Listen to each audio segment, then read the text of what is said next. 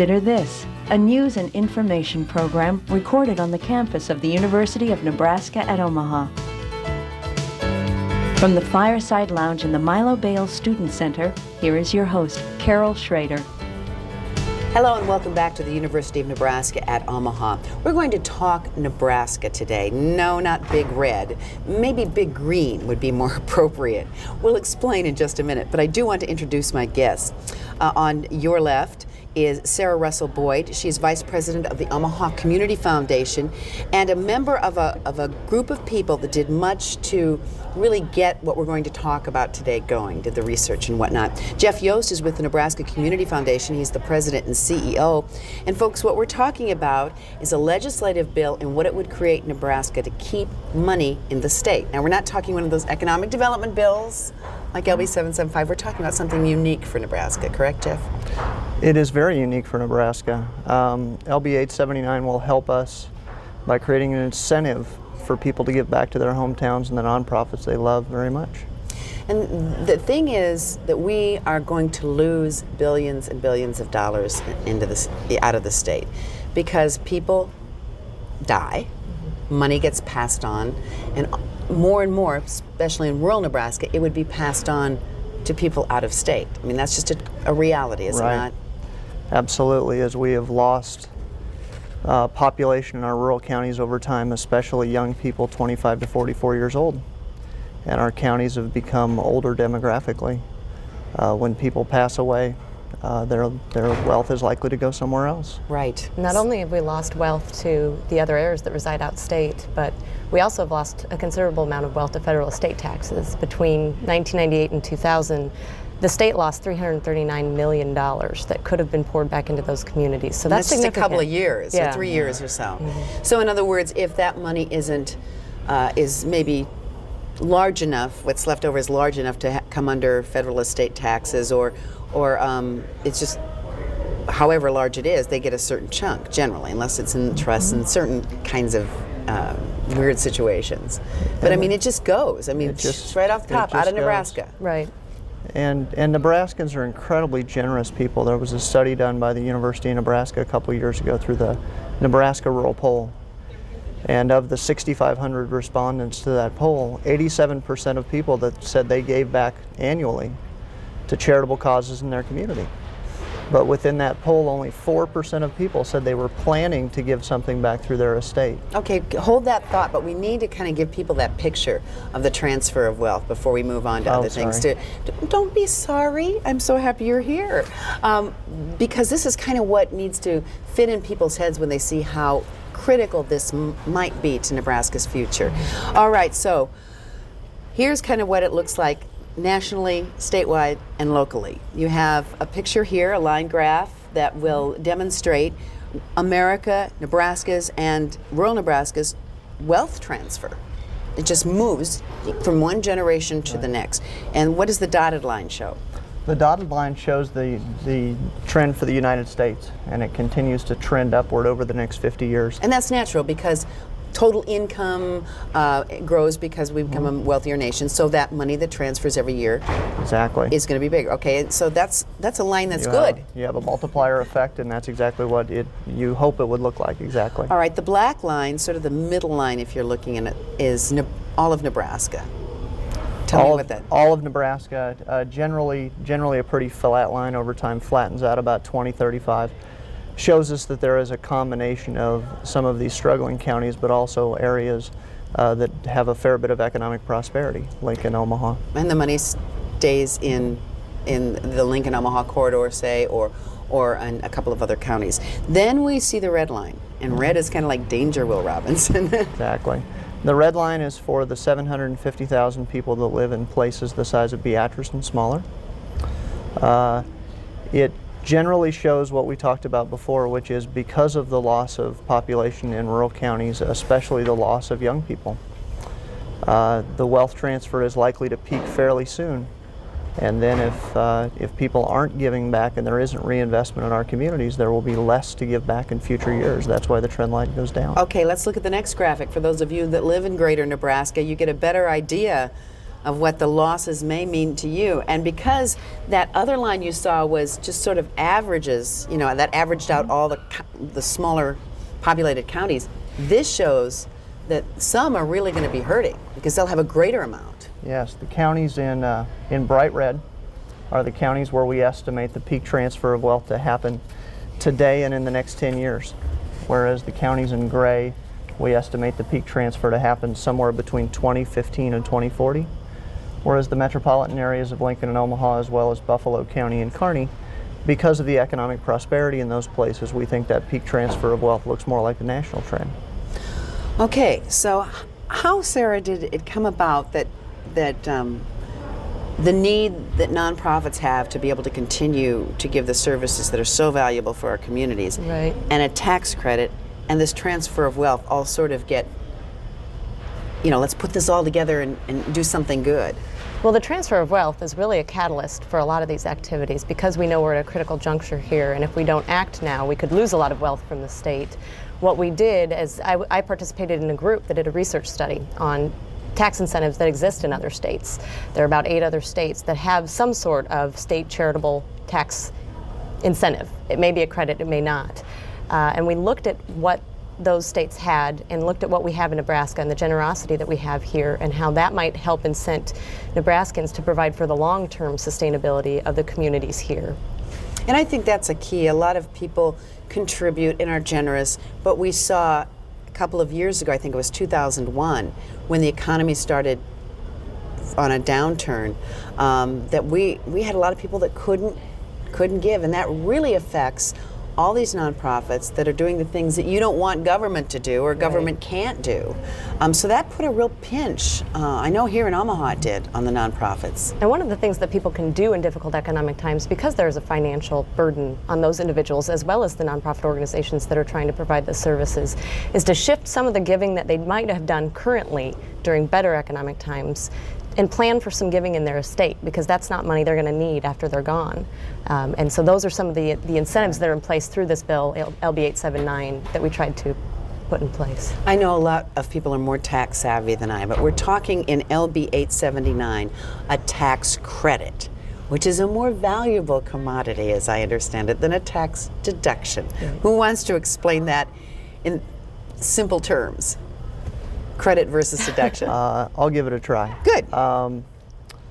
A deduction is something where you reduce your adjusted taxable income. It helps you even adjust that taxable income to Yes. where it's going to come. Exactly, and then you pay your taxes based off that adjustment. A credit comes off the bottom line. So once you understand how much taxable income you have, you actually subtract the credit from that amount, and then you only owe tax on that amount. All right, so this is an incentive for people that have wealth, and you don't have to be a millionaire. Not at all. A lot of people in this state have wealth that maybe they don't have that many heirs to pass it on, and could see, I mean, visualize themselves with this kind of incentive, saying, I can make my life a little better now, you know, because I might need the money now, by making this planned donation. And it's irrevocable for individuals once they, I mean, it's like we'll get into that in a moment, but by making this decision to do this now. Right. Incredibly important in a state like this. I mean, we've always used the old axiom that Nebraska is land rich and cash poor. And our transfer of wealth study showed us that in spades. That in fact, even in very, very low income places, you have substantial wealth being held in those places, in farm real estate, in equipment, in business and inventories. So it might be beneficial in certain tax years, depending on how your farm does or how your businesses go, to say, I'm going to get this credit this year because it's going to really help my situation. Maybe my situation wasn't optimum tax-wise, and do something good at the same time. There's in this bill, LB 879, this plan, by the way, is called Endow Nebraska, which is just a great, perfect name to help the foundations, what we used to sometimes call the endowment funds of these. And there's not a few nonprofits in the state. No, there's not. There's over 12,000 nonprofits across the state of Nebraska that would be served by this bill. And even those that don't have current endowments today could establish endowments to take advantage of donations that they would receive for this tax credit. So that this tax credit would put money into generally endowment or foundation, those things that help, that hang around over the long haul. That's the idea of that, and maybe some of their interest goes in to help the operating expenses. But it really sort of helps promise communities that will be around for the long haul. Right. One of the things that we've seen over the past few years, because it has been a difficult economy, is that the nonprofit sector actually gets burdened with an increased need for its services because people are in difficult positions. In addition, the government cuts funding and cuts some programs as it needs to. So because the nonprofits fill some critical gaps, they're in more need for those funds during difficult economic times than not. And what an endowment does is it really serves as a savings account, so to speak, for a nonprofit organization to provide some stable income to them during good times and bad. To keep it steady so that when they say we're going to be there to offer this service, Right. we can. And if times get bad, we can offer more of it if the need is there. Very important. And for communities as well. Endowment funds can serve communities in many, many different ways. In our rural communities, much of our civic infrastructure is actually owned by government. And one of the things we can do is use charitable dollars to help offset the costs that would otherwise be burdened by government. Swimming pools, education, healthcare, libraries, all this critical infrastructure that help make places home. I just think off the top of my head that you take something like the governor is trying to revamp mental health. Now, no matter how you feel about that particular effort about closing regional centers, we have a number of nonprofits that are involved in mental health, and they're very valuable. And they are going to become more valuable under this reorganization, no matter what it takes. So it would be very good for those communities because we're talking about more community-based, for them to be strong, vibrant, and be able to count on being there for Right. people. So I mean, that's just one kind of area. And I think a really important example, because one of the things that we see throughout government provision these days is there's not necessarily enough money within the system to do everything we'd like to do. One of the things that's said about charitable endowments and the earnings based off them is they give organizations, communities the margin of excellence to do what they need to do and do it right. Amen to that. Let's talk about what the credit differs for corporations and individuals under LB 879. Corporations, it has to be an outright actual cash gift to one of these foundations or a number of foundations that year, right? In other words, they have to deliver now. Now with individuals, it's a little different. And this is, what they call planned giving in the philanthropic world, but it's irrevocable. Let's go to the graphic and give people an idea, and without going into detail about these, which are sort of complicated instruments. But under LB 879, it would be irrevocable planned gifts. And now here's some of the type eligible for these charitable individual tax credits. And they are? They are charitable remainder trusts that can provide an income stream to some individuals during their lifetimes, and the remainder then goes to charity at the end of their lifetimes. Charitable lead trusts, which are often used to transfer assets to another generation, but can provide income to charity during a donor's lifetime. Charitable gift annuities that operate in a similar fashion to the charitable remainder trusts in that they can provide an income stream to individuals during their life, and then afterwards the gift goes to charity. Paid up life insurance policies are also a good irrevocable gift, as well as pooled income trust funds. Yeah, without getting into that. But Right. let's say I wanted to leave, foundation some money, and I'd really like to, and I have some spare cash. You don't have to be a millionaire to pay up, let's say, a little whole life insurance policy, and say, it's going to be worth this much when I die for this foundation. But I pay it up. I pay all the premiums sort of in a bunch, and then I can take the tax credit with that cash. So I mean, it doesn't have to be. You don't have to leave somebody, $500,000 to all. be a valuable giver in your community. And what we find is generally the people who give the most relative to their income tend to be more modest income ranges. And so it really is attainable for everyone in Nebraska to become a part of giving in their communities to provide for the long term. Okay, let's talk about the status of this bill. It is in the flow of things in the unicameral as we speak. And it was put on general file, and you're hoping and praying and expecting, as I understand, that in this coming week it will come out to the floor for what? Debate? We hope so, for the first round of debate. It's the priority bill of Senator Matt Keneally, and a number of other senators have co-sponsored it, as well as shown their support for this bill. So we're certainly hopeful that next week sometime the bill will be debated on the floor, and the legislature will begin to take some action on it. The unicameral must think something of this bill, because we're in a time where a lot of bills aren't even going to make it to the floor because it's a short session. The money situation for the state is taking up a lot of time and effort, and just checking and double checking and talking and discussion.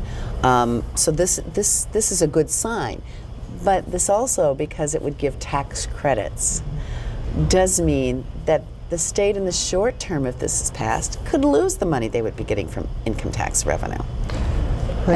And the reason we've gotten the support of some of the Senate despite that fact is because they see really the impact it could have on their hometowns, is really the most personal impact that they see that this could make. However, there are a lot of senators still out there, given the budgetary constraints that the legislature is operating under, that haven't signed on to support this bill yet. That's why we're encouraged it will come up for debate. We do have a number of senators that are supporting it. I would encourage anyone to contact their senator to either learn more or to urge their senator to support the bill as well. Now, the impact of this would not be felt immediately as we try to get the whole nation, but in our state, wait for a kickstart a little bit to our economy so we don't have to worry about these shortfalls. The bill wouldn't become effective until January 1st of 2005, which means it wouldn't have any cash flow impact on the state of Nebraska until sometime in early 2006 with the way we file our income taxes. Also, there's been an amendment proposed by Senator Keneally to reduce the irrevocable plan gift portion from 40% to 25%. That dramatically reduces the fiscal impact of the bill, and now the impact of the fiscal note on an annual basis is somewhere around $500,000. We should explain that. Are you talking about the individual? Mm-hmm. Okay, so if I'm an individual and I contribute $40,000, I'll make it easy for numbers, $100,000. It would have been that I would have gotten a tax credit of $40,000, right? 40%. The maximum tax credit allowable through the bill is $10,000. Oh, $10,000. So it's up to 40% of your gift. And no more than $10,000. For no more than $10,000. So I would have to adjust my figures to make them come out a little more evenly. Corporations, it's at 20% right now, and what outright gifts from corporations would be a 20% credit. That's so they're talking about bringing the individual credit to that same from 40 to 25 same level. Mm-hmm. Right. Is that going to be enough of an impetus based on other states, Sarah, and their success with this kind of legislation to get people to give? We think it's an important step in the process of encouraging people to give their money to charities. But is there a break-off point, like 40% works a whole heck of a lot better than 20%? It's difficult because with the states, everyone's state's laws are different, and for the same reason, we didn't find one state tax incentive that looked alike. And so really we're kind of experimenting with our own state tax credit here to see what will be best for Nebraska. And I think it's an important commitment on behalf of the legislature to pass this bill to say this is important to capture the transfer of wealth for the state and for its vitality. And I think with the 5-year sunset that we have on this bill, that allows them to review it at that time to say, was that the right level? And if so, we'll keep it, maybe we'll renew it. If not, maybe we'll play with what we're giving. And maybe have a chance to discern how other states have done over a longer period of time that already have it. We should mention that in our area, we're relative, the upper Midwest, Montana, Minnesota, and Michigan are states that already have something similar. And there are a number of other states, but those are sort of we can relate to some of those. Yes. The Montana example was very instructive for us. In the first 5 years Montana had this income tax credit, they built $74 million in new endowment. And some experts there have suggested that that's more endowment than had ever been built within that state. The other key piece seemed to be that for every dollar of tax credit that it was invested, $5.43 of endowment was built. So having a payback or a leverage of 5 to 1 on a bill like this, we feel really good about that. Not to mention the turnover of that money when it's finally spent, and it's usually spent locally. Exactly. So it's kind of a putting it on hold use maybe, but it does churn through the local economy. It definitely does. And in Montana, another thing that was encouraging is because it created so much for the endowments in the state of Montana, they had a sunset to their bill as well, and they actually decided to reinstitute the tax incentive in Montana because it had made such a dramatic impact there. It's kind of a win-win deal. Yeah. Well, you know, I wonder, there are so many bills in the unicameral that tend to create an urban-rural, how should we say, rift or you know, I mean, because you know how it is down there. Do you seem to have some broad-based support of what support you're kind of sure of on this? Absolutely. I think we do too. I think everyone sees it's in the best interest of everyone. So this isn't an urban versus rural. Even though it would help rural Nebraska. If we look at the legislators that are very supportive of this, it's a blend of Democrats and Republicans, certainly a blend of rural and urban senators. You know, we talk about economic incentives, and we're trying to debate as to whether what is generally known as LB 775 works, and if it sustains the kinds of good things it was meant to create. This is a pretty, not to act like I'm totally on your side, but this is pretty much will work. I mean, we know just from looking at other states and knowing how people give, and knowing if you can just nudge them a little to help them while they're alive, you know, get some benefits, that this is pretty much a done deal once you pass it. You just don't know how much. Well, I think the survey that I cited earlier is the thing that makes us really optimistic that this could work, because we know Nebraskans are incredibly generous people. How do we give them that nudge, create that attention getter, so people do begin to consider remembering their hometowns and their favorite charitable causes within their estate planning? And to make it easier to give from a cost standpoint. The cost of a gift is less if you get a tax credit as a result of it, and in addition to any other economic benefits you might receive, or you know, personal benefits of the feeling of reward and generosity that you have for making those gifts. You know, with all there is a little bit of that anti-LB 775 feeling in the state. There's talk about, you know, there's petition drives, and you know, should we revisit just corporate incentives? This is an incentive for the individual. You know, sometimes I think we feel that we don't count. Corporations have more to gain by just, it's not good or evil, it's just because of the nature of how important business is. But we have so many people that are individually in this state, businesses, farmers, ranchers, and yes, we treat them a little more like a corporation tax-wise, but it's nice to kind of say, I can get the kind of break that somebody else can get for giving.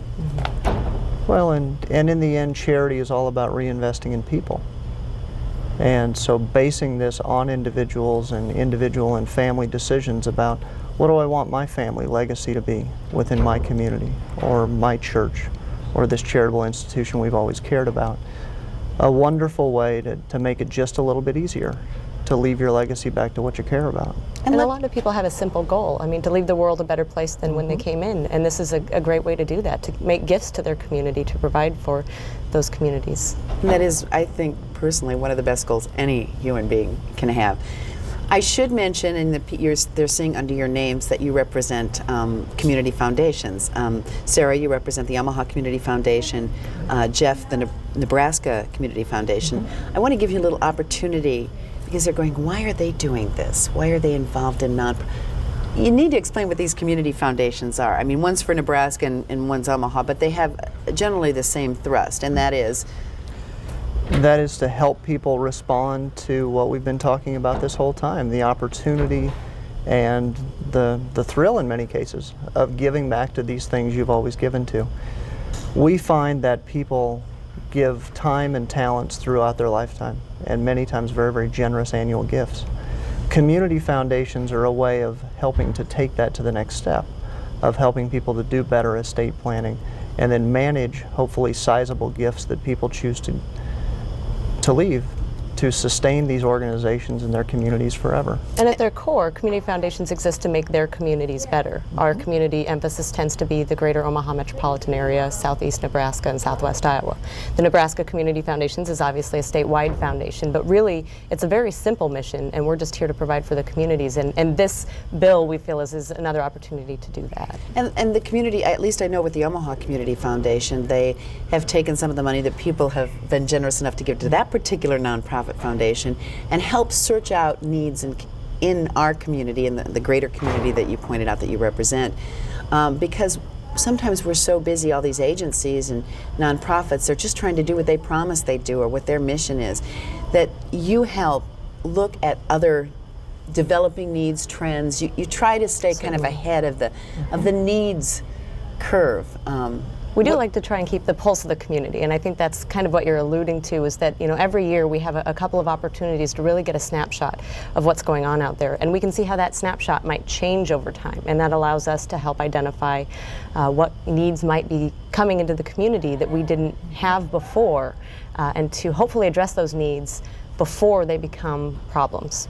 In fact, I think a few weeks ago we had someone from the Neighborhood Center on talking about, you know, what it does, and I believe Omaha Community Foundation was instrumental in seeing the need to have a resource center, a teaching and instruction center for neighborhood groups and similar associations throughout the two-county area. I believe it is Sarpy and Douglas.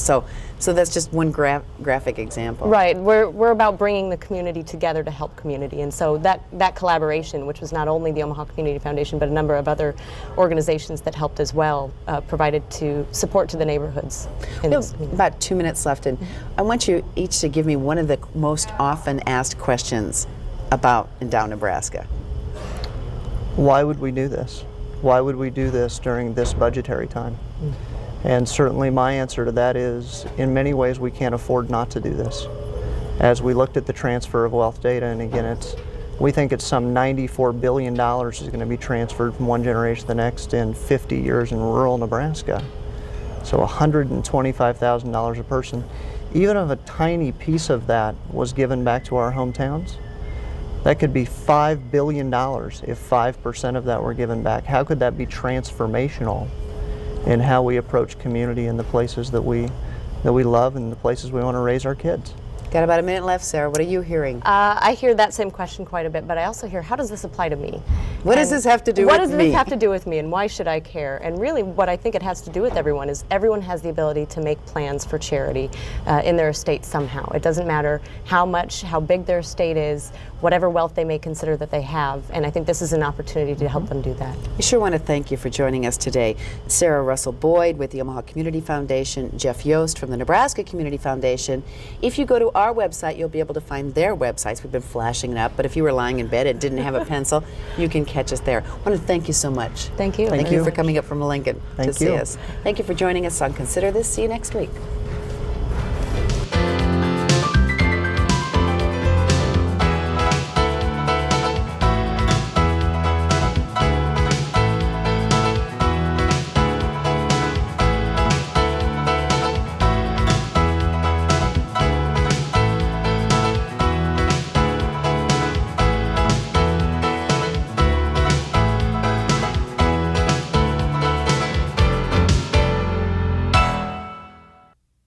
To view this edition of Consider This or past programs, visit our website at unotv.unomaha.edu.